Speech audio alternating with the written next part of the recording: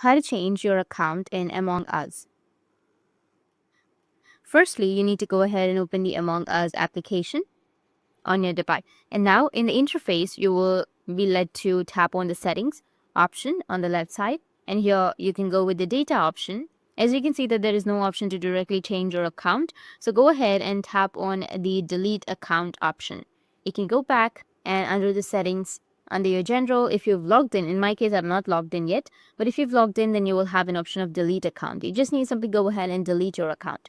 And further in the pop-up that appears, tap on checkbox, you see there, and then type in delete in another text box, and further tap on the done button, and then tap on the confirm button in order to complete the deletion process. Once you have initiated the deletion process, go ahead and close the application, and further tap hold on the Among Us application.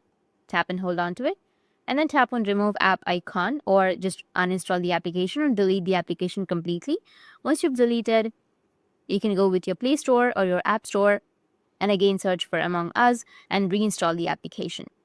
Once you reinstall, it will take you to the sign in page. Go ahead and sign in with an account that you want to sign in with.